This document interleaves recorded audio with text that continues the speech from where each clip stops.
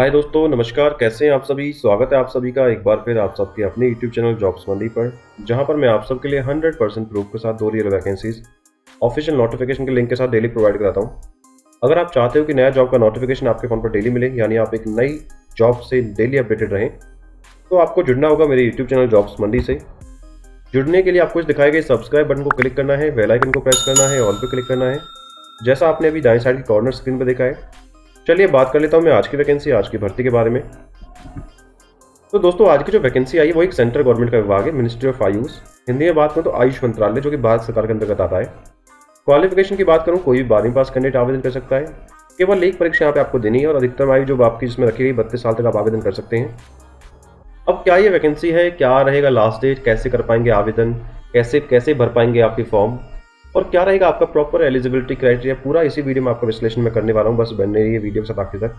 अगर आप चैनल पर पहली बार आए हैं, चैनल को पहली बार विजिट किया है, तो चैनल को जुड़ जाइए, चैनल से सब्सक्राइब करके नोटिफिकेशन को ऑन कर लीजिएगा, बेल आइकन को प्रेस कर लीजिए। चलिए बात करता हूँ आज की वैकेंसी, आज की भर्ती के बारे में पूरी डिटेल, पूरी इन्फॉर्मेशन के साथ।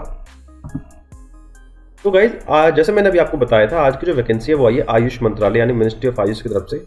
इसका एक विभाग है CCRH। जी हाँ गाइज, CCRH के अंदर ये एक्चुअली वैकेंसी निकल के आई है, जो कि आता है आयुष मंत्रालय के अंतर्गत।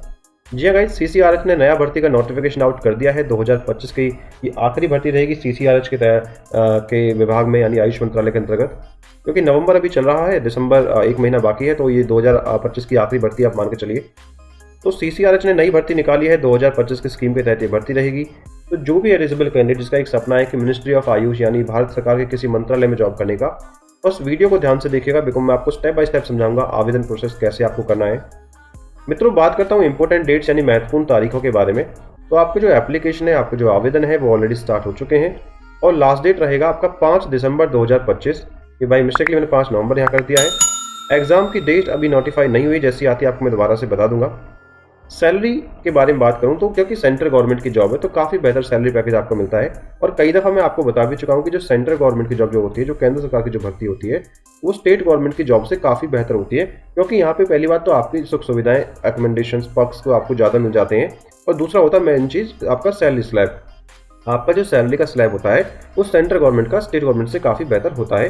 तो यहाँ पे जो आपका सैलरी है वो लेवल 2 और लेवल 4 के तहत आपका रहने वाला है। अब गाइज बात करता हूँ एलिजिबिलिटी क्वालिफिकेशन यानी योग्यता के बारे में। अगर आपने केवल 12वीं पास किया है तो आप लोअर डिवीजन क्लर्क यानी LDC और स्टेनोग्राफर पद के लिए आवेदन कर सकते हो। आवेदन करने से पहले, जैसे मैं आपको अपनी हर वीडियो में बताता हूँ कि कोई भी वैकेंसी में अपलोड करता हूँ तो उसका ऑफिशियल नोटिफिकेशन का लिंक मैं आपको वीडियो के डिस्क्रिप्शन में देता हूँ। तो आप वहाँ से जाके पहले ऑफिशियल नोटिफिकेशन पढ़ लिया करो, ताकि आप कोई भी महत्वपूर्ण स्टेप मिस ना कर सको। क्योंकि कई बार क्या होता है, कोई स्टेप गलती से मेरे से भी रह जाता है, तो एक बार आप पढ़ने से अप्लाई करने से पहले आप भी पढ़ लिया करो। बाकी गाइस, बात करूं आयु सीमा के बारे में। फॉर्म भरने की लास्ट डेट को, अगर आपकी उम्र 18 से 27 वर्ष रहती है तो आप आवेदन के योग्य माने जाएंगे। इसके साथ साथ आपको रिलैक्सेशन गवर्नमेंट देने वाली, यानी आपकी अधिकतम आयु में छूट। अधिकतम आयु में छूट के बारे में बात करूं तो SC ST अगर आप कैटेगरी में आते हो तो 32 साल आपकी मैक्सिमम एज लिमिट रहने वाली, यानी 5 साल की आपको छूट दी जा रही है। अगर आप OBC कैटेगरी में आते हो तो 3 साल की आपको छूट मिलेगी, यानी आपकी जो अधिकतम आयु एज लिमिट रहेगी वो रहेगी 30 साल। अब गाइस बात करता हूँ जो कि सबसे महत्वपूर्ण स्टेप है इस भर्ती का, वो रहेगा आपका सिलेक्शन प्रोसेस।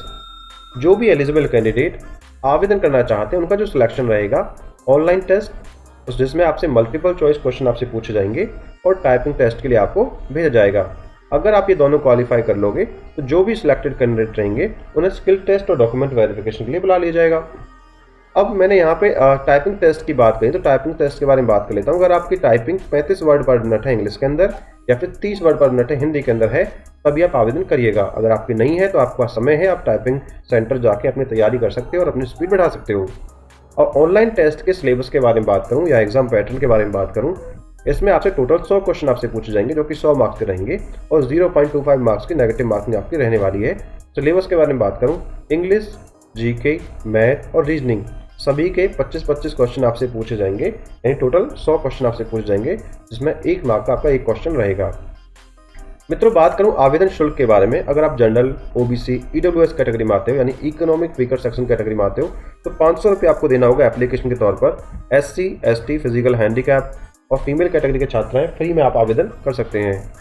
अब लास्ट स्टेप रहेगा आवेदन कैसे करना है। इस वैकेंसी में अगर आपको एप्लीकेशन डालना है तो ऑनलाइन तरीके से डालना होगा।